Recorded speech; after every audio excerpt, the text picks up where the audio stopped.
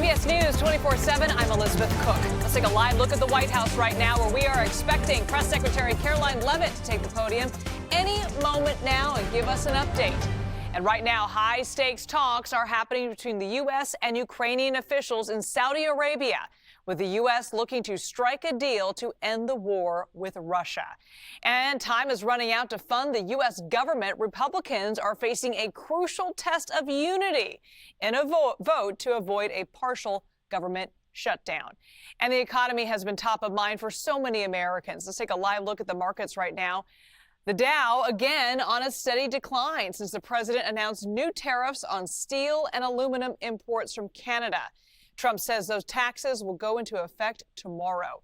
Now, those new tariffs come just one day after Canada tacked on a 25% surcharge to electricity supplies to New York, Michigan, and Minnesota. An estimated 1.5 million Americans will be impacted by those increases. China also announced its own retaliatory tariffs yesterday. Let's take a look at some of the food being taxed here. Chicken, wheat, corn, and cotton slapped with a 15% tariff.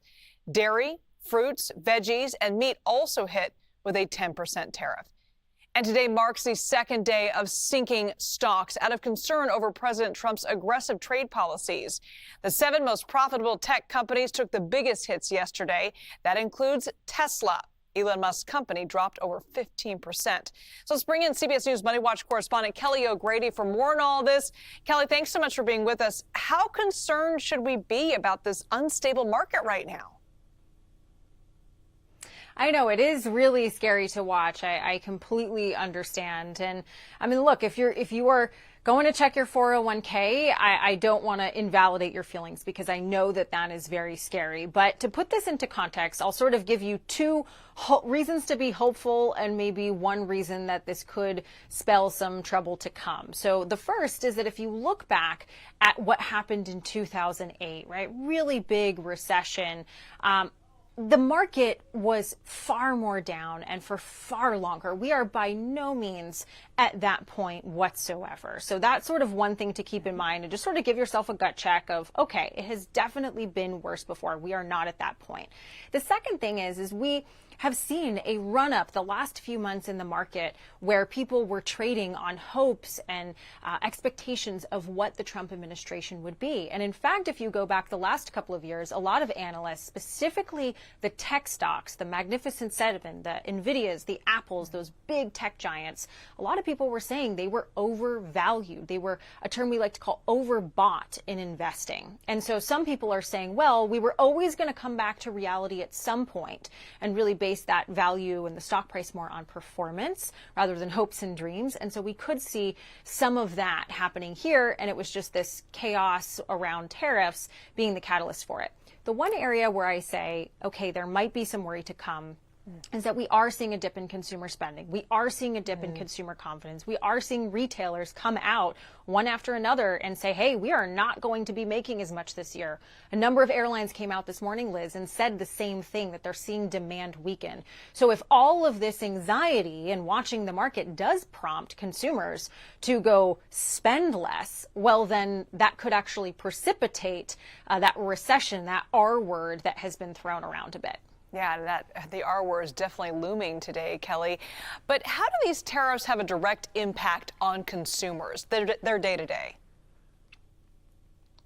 Okay, so when a company imports aluminum and steel and then sells it maybe to the person building your home, well, they're going to probably pass at least some of that on to you. So industries that are going to really feel the pain from these tariffs are home building, cars, right? I mean, what's a big component going into your vehicle? I don't care what company you're buying it from.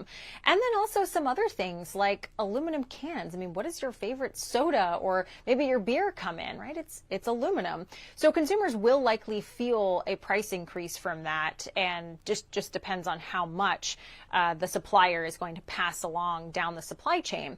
The other thing is a lot of businesses are going to see increased costs, and there's such a focus on bringing manufacturing here to the U.S. but manufacturers have to use aluminum and steel. And in fact, I talked to one, Liz, recently. He said that's going to kill him. He's so excited about the boom in manufacturing he's expecting, but those increased costs on aluminum and steel with those tariffs could really hurt his bottom line. I want to ask you, Kelly, about another social media post from the president last night. He says that he's going to buy a brand new Tesla today as a show of confidence and support for Elon Musk. All right, buying a car in the large scheme of things is sort of a small drop in the bucket, but could this be considered manipulating the market? Well, look, I think you're going to find some critics who might go so far as to say that. From where I'm standing, that would be a very, very, very big stretch. And in fact, I will read you the SEC's definition of market manipulation. It is intentional conduct designed to deceive investors by controlling or artificially affecting the market for a security, or in other words, a stock. What the president is doing here would not qualify under that definition. So like I said, I think you might see some critics and maybe some other car companies saying, hey, I'd love for you to say that about my brand. But I don't think that this could be considered market manipulation with just this one pledge to buy a car. All right, Kelly O'Grady, thanks so much for that. All right, let's take you now to the White House, where CBS News reporter Olivia Rinaldi joins us with more on these tariffs. Olivia, we understand the Ontario Premier, Doug Ford, and Trump have been exchanging these verbal blows this morning about these surcharges. Can you walk us through what they're saying? Yeah, Liz, good morning. This trade war is deepening and it is getting uglier between the two countries. As Kelly just mentioned, there is now a larger tariff on steel and aluminum coming into the U.S. Trump just announcing hours ago that is jumping from 25% to 50%, and it's going into effect tomorrow. Now, this is in response to a tariff on electricity that the Ontario province is putting on to U.S. products, or not U.S. products, but rather Canadian products that get imported into the U.S. as a result of these increasing tariffs. And I do want to point out that Canada is a top supplier of steel to the U.S., so Trump is trying to hit them where it hurts, essentially. And he called out in a Truth Social post saying, why would our country ever allow another country to supply us with electricity, even for a small area? Who made these decisions and why? He went on to say, can you imagine Canada stooping so low to use electricity so that it affects the life of innocent people and as a bargaining chip and a threat? He went on to say that they will pay a financial price for this so big that it will be read in the history books for many years to come. We should also note that he later said he would declare a national emergency on electricity for areas like Minnesota, Michigan, and New York that really depend on Ontario for their electrical supplies. In response to that, Doug Ford, who's the premier of Ontario, went on MSNBC and CNBC responding directly to these threats from the president, saying, if we go, this is him, what he said, I'm quoting him, he said, if we go into recession, it's self-made by one person. It's called President Trump's recession. He went on to say, it shouldn't be this way. We should be booming both countries. He railed against Trump and the chaos. Trump called Canada a tariff abuser. So not only are we dealing with an economic tit for tat, but clearly these leaders going back and forth at each other over these rising tariffs. All of this to say, though, this is something that gets passed down to the consumer. You heard Kelly talking about that there. It affects American pocketbooks. It affects how people spend on their energy bills, particularly in those states that we mentioned that they're going to see higher energy prices. This has a real cost to pay. It's not just words. And I think that's important to note as we go through all of this deepening tariff war. Yeah, and we're seeing the reaction on Wall Street, Olivia. We also understand major CEOs are sitting down with Donald Trump later on today. A lot of money is on the line here. What are you going to be watching for? Yeah, Trump is actually going to speak to the Business Roundtable here in Washington, D.C. It's at their quarterly meeting, and this is a gathering of the top 100 CEOs in the country. And these are all people who lost a lot of money yesterday during that market sell-off.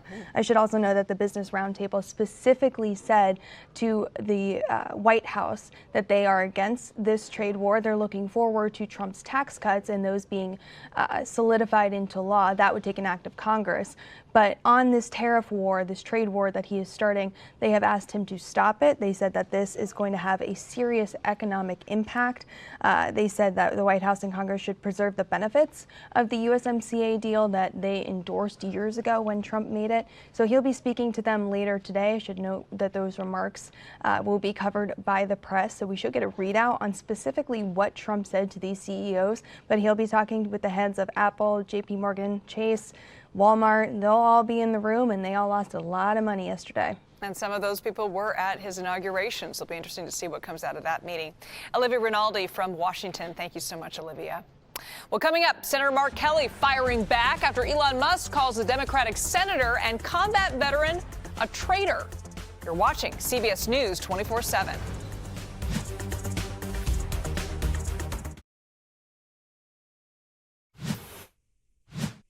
Republicans keeping their eyes on the calendar and the clock. Lawmakers have until Friday, 12 a.m. Eastern, to avoid a government shutdown. Now, both the House and Senate need to pass a stopgap measure released by House Republicans. Here's a look at that legislation. An increase in defense spending by $6 billion, a decrease in domestic spending by $13 billion, more money for immigration and customs enforcement, and funding for veterans' health care.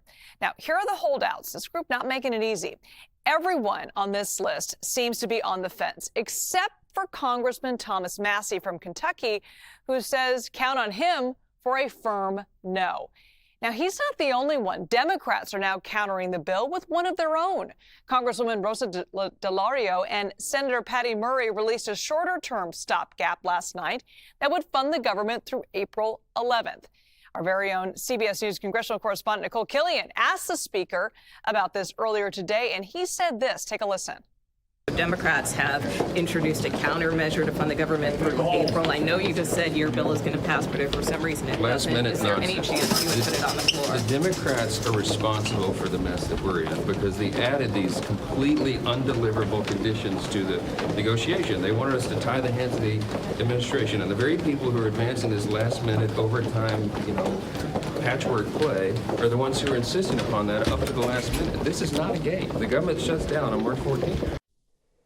CBS News congressional reporter Torian Small is live there in Washington for us. Torian, you heard him just say, Mike Johnson, he said this is not a game. Can he get it done without the Democrats?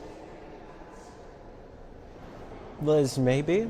I mean, he has a very small window he's working with when it comes to support he can get from Republicans. With Massie as a hard no so far, he could only afford to lose one more Republican lawmaker. The graphic that we had on screen of so many holdouts, if just two more of them defect, this bill is dead on arrival, which is why we're seeing this messaging start to shape up, and Republicans are coming out early blaming Democrats for this, saying that they're not coming to the table to negotiate, and if a government shutdown happens, it would be them solely to blame here. But the reality exists in the fact that these are concerns coming from within their own party. They hold the majority, even though it is a slim majority, and if they can't, they being Speaker Johnson, alleviate the concerns that these fiscal hawks have about the level of spending and just this short-term spending bill, then it probably spells disaster for its fate, especially as it then has to go across the Capitol to the other chamber where there's an even heavier lift for Senate Republicans. Yeah, I mean, let's lean into that a little bit here. What challenges does it face once it hits the Senate floor? Yeah, whereas the House Republicans have a simple majority they have to meet in order to pass this bill, Senate Republicans have to bypass that filibuster by getting 60 votes. They don't have 60 votes right now. It's only 53 Senate Republicans, so that means they would have to seek the support from Democrats, who have so far said they are unwilling to work with them to pass this bill. What we've seen, though, and you mentioned this, Democrats have introduced an alternative stopgap resolution, and it would only fund the government through April and not September. The idea behind that is to, again, have Republicans come back to the table as they look to negotiate or figure out their long-term spending plan through the budget reconciliation process. That wouldn't require Democrats at all in order to get it through. So Democrats are hoping to leverage the power that they have here. Again, the reality exists in that March 14th, Friday at midnight, is the deadline. If they can't see eye to eye, we're looking at a government shutdown, and that's not good news for either party. No, it's not. All right, CBS News congressional reporter Torian Small. Thanks so much, Torian. Arizona Senator Mark Kelly firing back at Elon Musk after Musk called Kelly, a Navy combat veteran, a traitor. Musk's message on X came in response to Kelly's post detailing his recent visit to Ukraine. Musk writing, "You're a traitor." This after Senator Kelly posted, in part, "What I saw proved to me we cannot give up on the Ukrainian people." Now, Senator Kelly responded to Musk on CBS Morning, saying he doesn't take Musk very seriously.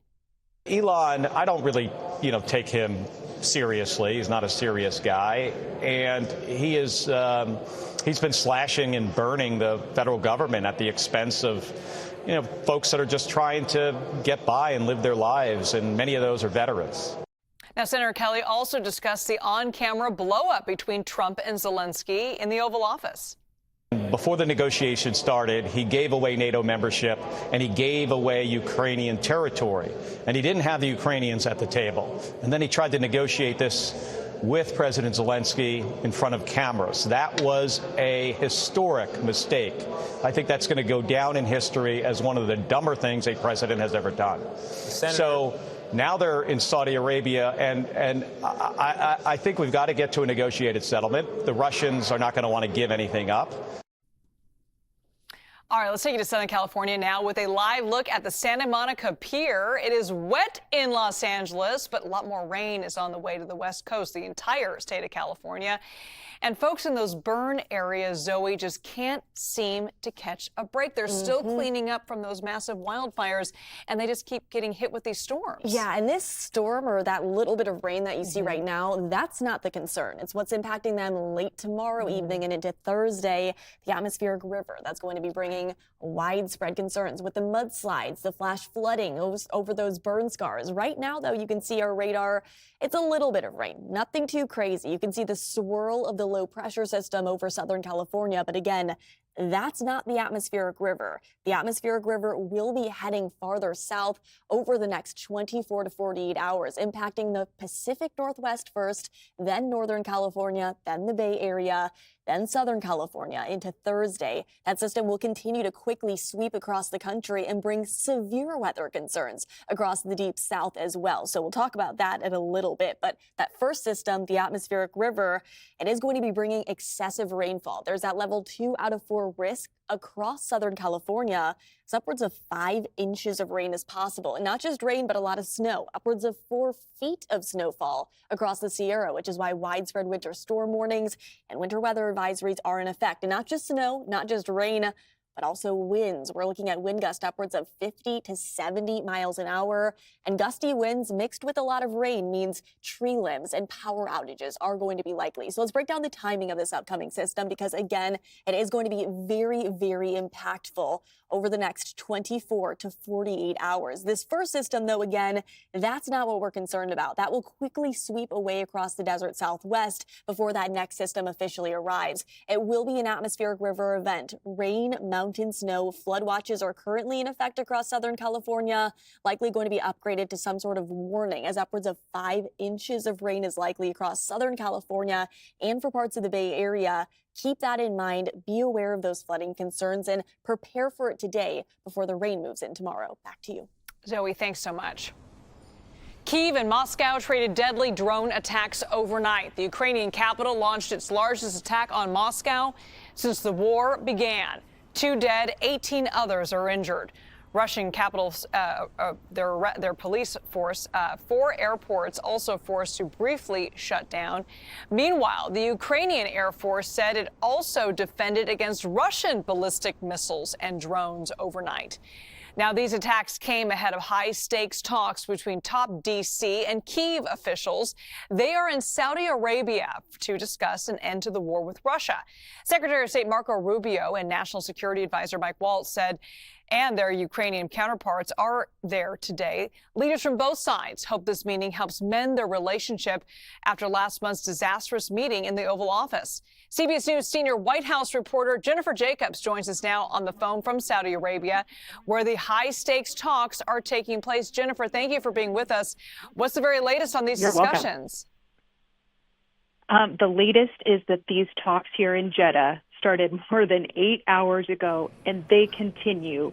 The negotiators are deep into nitty-gritty details right now. They're working towards this peace deal that they want. They're still in the early negotiations before they get to a final peace deal that it would involve Russia. But the ending of the relationship that you talked about, that is what is underway here in Saudi Arabia, and we have Saudi officials who are involved in this. I can tell you that U.S. officials are planning to brief us when the meetings conclude, so I will be in there for that. The State Department spokeswoman, Tammy Bruce, tweeted a picture from a less glamorous part of this meeting location. The reporters are currently being held in the royal side of the building, and it is just beautiful, just very elaborate high ceilings, crystal chandeliers, elaborate rugs, marble pillars. So that is where we are waiting in this very formal setting before we get this briefing from U.S. officials. But for now, the discussions between the Ukrainians and the U.S. officials that are here in Saudi Arabia continue. So, Jennifer, you did some reporting on when U.S. officials will meet with the Kremlin. What can you tell us about that? Yeah. So what will happen is that whatever information U.S. officials get from the Ukrainians in this particular set of meetings, then they will take it following their shuttle diplomacy strategy and take that to the Russian officials and see what they can get hammered out with the Russian officials. So I do know from my sources that plans are being made for further get-togethers with Russian officials and as well as with Ukrainian officials at some point in the future. I want to remind our viewers, Volodymyr Zelensky, the president of Ukraine, came to the White House initially before that heated meeting to discuss a rare earth mineral deal. What can you tell us? Is there any what's the latest on the deal?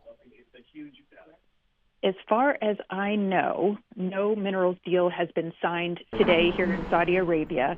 I know it was discussed in these meetings that are taking place just down the hallway from me behind closed doors.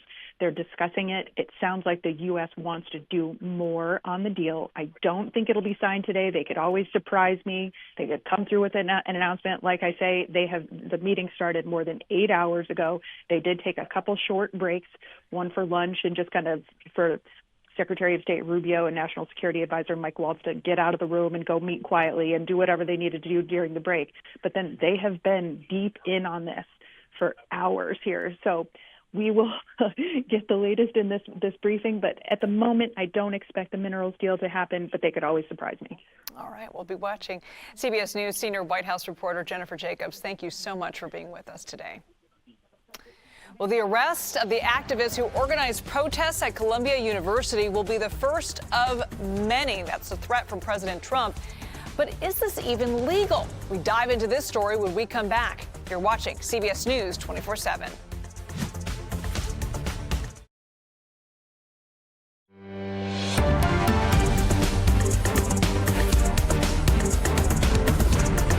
Welcome back to CBS News 24/7. Police in the Dominican Republic are now investigating the disappearance of a U.S. college student as an accident. That's according to the Dominican president. A 20-year-old University of Pittsburgh student vanished during a spring break trip with friends in Punta Cana.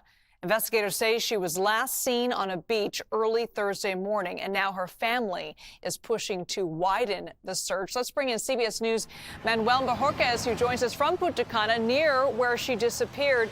Manny, thank you for joining us. What's prompting police to investigate this disappearance as an accident?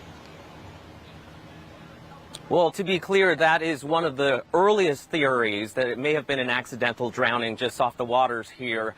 But they have indeed widened the investigation to include anything that could have happened to her. Not saying that there's foul play suspected, at least not publicly at this point, but just saying that we're exploring everything. And really that comes at the behest of her family, who came down here to Punta Cana and said, look, we really want to make sure that this is a wide investigation.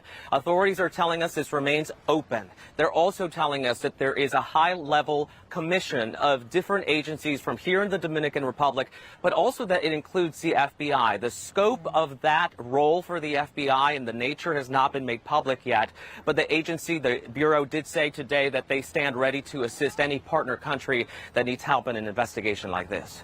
Yeah, and earlier today, even investigators asked to issue a worldwide alert to aid in the search. As you mentioned, multiple agencies are on this. Could that worldwide alert still go out? I mean, what does the search effort look like now? I see people there enjoying the beach.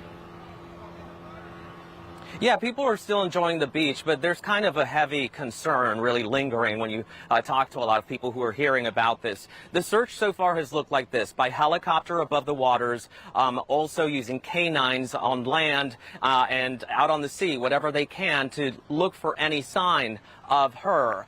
So far, no sign that we are aware of. But the president of the country did say that he will make sure that every necessary resource is made available, including extra personnel if needed, but also specialized marine equipment. You mentioned earlier, Manuel, that the FBI is involved in this investigation. What more can you tell us about their involvement, especially if we're looking at this as a possible accident? Right. Look, it's because they're trying not to just say it was one thing and not the other. And because there has been a lot of prodding by representatives, elected leaders in the United States, where she is from, in Northern Virginia, to say, let's make sure that they're doing this right.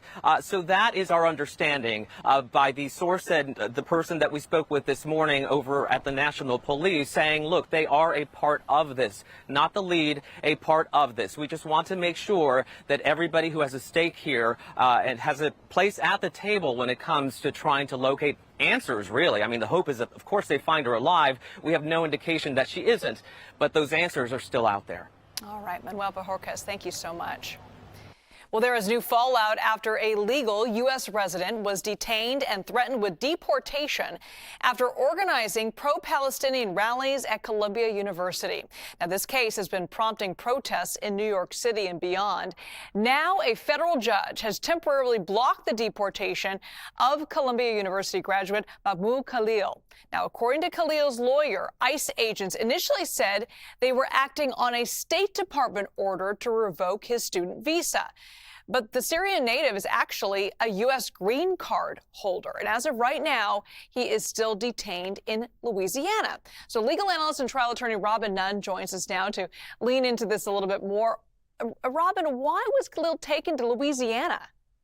Yeah, it's unclear right now. Formal charges have not yet been filed, but many believe that the transfer of Mahmoud Khalil to Louisiana likely relates to federal immigration detention procedure. Louisiana is home to several ICE detention facilities, and it's fairly common for non-citizens who are facing removal proceedings to be transferred to places like Louisiana due to available detention space in that state.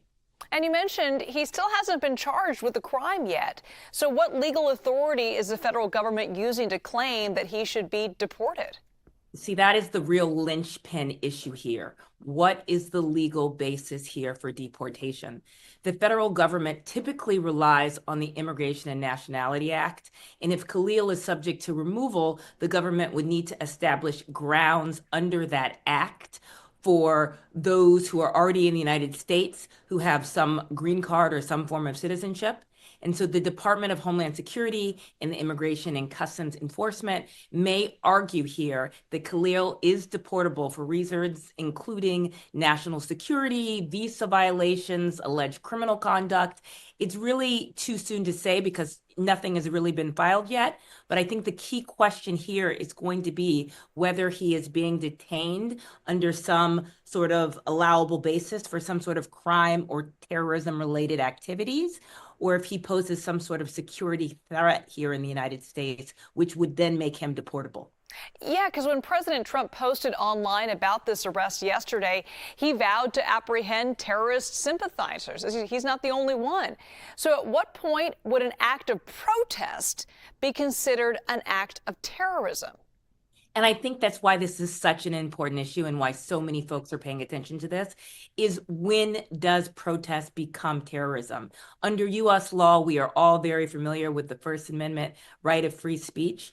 And obviously, there's been a lot of people engaging in, open and public protests towards, certain things that are going on right now in Israel and Palestine. And the government, on the other hand, obviously has a real concern about terrorism. And the government defines domestic terrorism quite, broadly. It can involve any violent or dangerous conduct, any intimidation or coercion of civilians against government policy within the U.S. jurisdiction. So I think this is going to be a really interesting case of whether a protest remains protected under the First Amendment if participants can be alleged to have engaged in any sort of violence or destruction of property or threats of harm. I think that this is going to be where Trump's statement about how broadly terrorist sympathizers will be defined is really going to come into question. Robin Nunn, thank you so much. All right, Southwest getting rid of a huge perk. It's just the latest rollback for this airline that's famous for its perks for flyers. You're watching CBS News 24/7.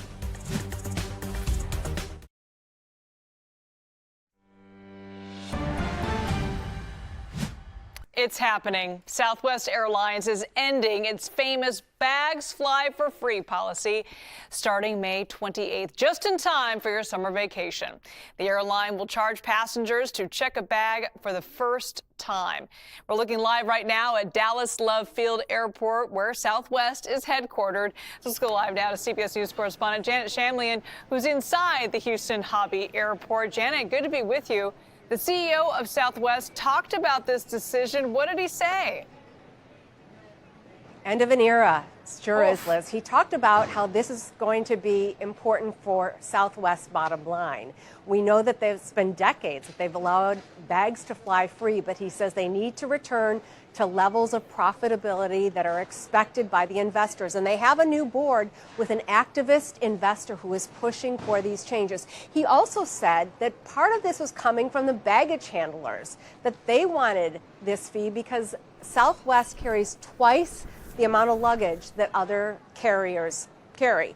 I've seen people coming in here today. A lot of them have not heard about it, Liz, but I talked to a man taking his children to Cancun for spring break. He was not excited. And he had those big old bags. They look like double size. And so right in time for summer, as you indicated, this is really going to hurt travelers. Is it going to destroy the loyalty that a lot of people feel to Southwest Airlines? That's the question. It will be a moneymaker for sure, but will they lose in the end by passengers going elsewhere? That's the question we can't answer right now.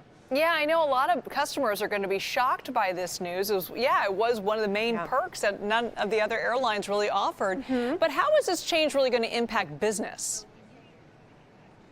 So, that's a lot of money. The other airlines, Delta, United, American, they make billions in checked bag fees. And while Southwest has not said how much they're going to charge for these bags, it's expected to be, commensurate with what the other airlines are charging. Keep in mind, this is not the only change to Southwest, right? They've recently announced that they're going to go to assigned seating and that they are going to charge for some premium seats that have extra leg room. So you see where this is going. They're sort of were considered different for a long time, but now they're becoming like all the other airlines, and it's all about the bottom line. Yeah, it'll be interesting to see if people are still so loyal to Southwest Airlines. All right, Janet Shamlian, thank you so much. Well, normally, an election on an Arctic island home to less than 60,000 people wouldn't get too much press attention here in America. But that's exactly what's happening as voters in Greenland take to the polls. President Trump has vowed to take over the island, and it sparked up a debate over whether Greenland should be independent from Denmark. The USA Today has this headline today: what Greenland's election means for Trump's desire to take over the island. And the reporter who wrote that article, Kim Helmgaard, joins us now from London. Kim, thank you for being with us. All right, let's just go over the basics. What is the election in Greenland about today? Well, that's a great question. I have to say it's kind of what most elections are about. It's about the economy, it's about standards of living, it's about healthcare, it's about social problems, all that stuff, which is the sort of bread and butter of elections everywhere. However, there are a number of massive kind of elephants in the room. Um, One of which is that Greenlanders for many years have been kind of advocating for independence of some kind from Denmark, which is the country, Scandinavian country that's been their sort of overlords for a couple hundred years now. And so the election is kind of a sort of temperature check or a litmus test on the strength of that independence feeling. The other elephant in the room is, of course, President Donald Trump, who, since he came into office for the second time, and even before that, frankly, has expressed designs on Greenland. And so normally people sort of internationally don't pay a lot of attention to elections in Greenland, but this time it's kind of, as one of the main newspaper editors there put it recently, it's kind of been put on steroids because of Trump's interest in absorbing Greenland into the United States. Yeah, and when the president made those statements, we all kind of looked at each other and scratched our heads, said, Greenland? But why is the president so interested in that country? Well, there's a couple of different reasons, and national security and economic, really. There is a military base in Greenland that's been there for more than half a century, way in the north. And the Trump administration essentially feels that it needs more of a presence in Greenland for U.S. missile defense, for early warning systems, for space surveillance.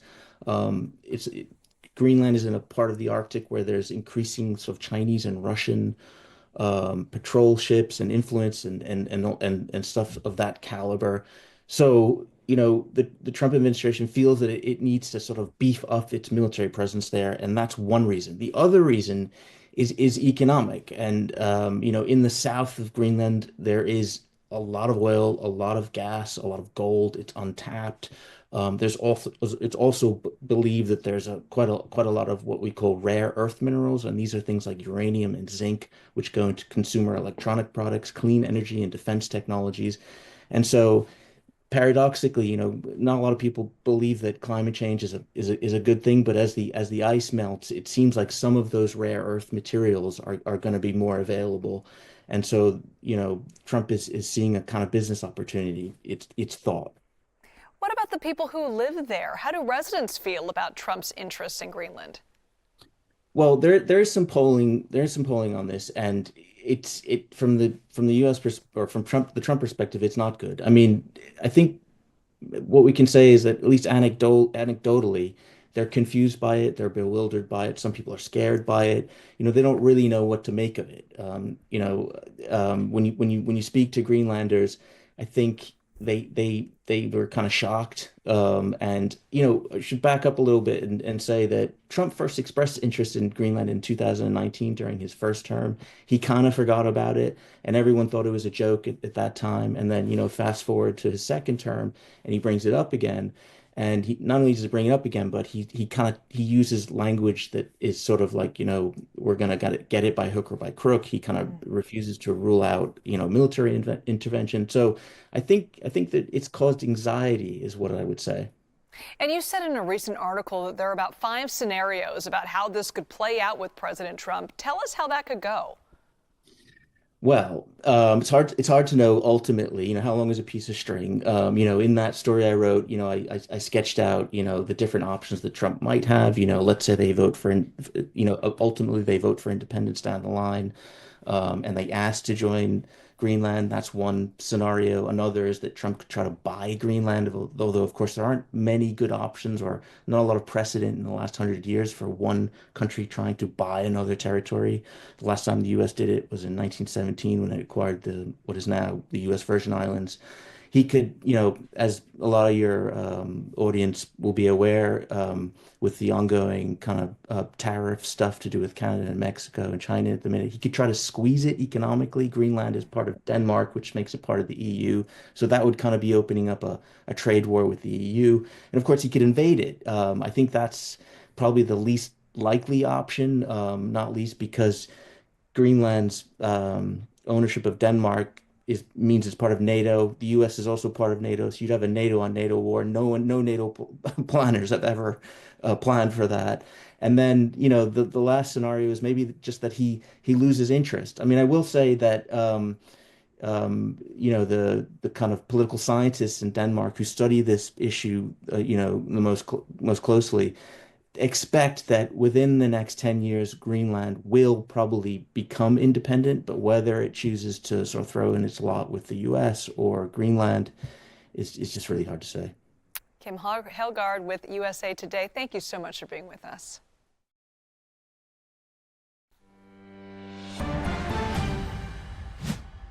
It is our Eye on America, CBS News' commitment to hear your stories in your communities.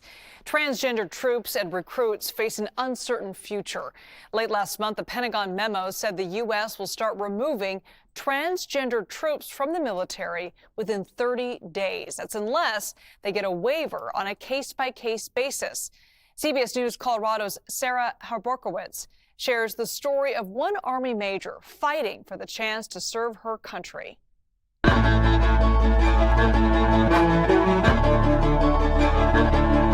Major Kara Corcoran calls Colorado home and has spent her life serving our country. I'm an American. I love my country. I love being able to do my job.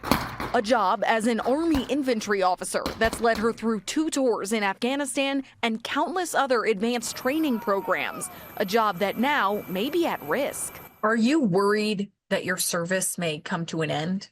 Yes. The thing is, the only thing that makes me special and why I'm talking to you here today is because I'm trans. The Army banned transgender people from enlisting and stopped providing gender-affirming care. To ensure that we have the most lethal fighting force in the world, we will get transgender ideology the hell out of our military. It's going to be gone.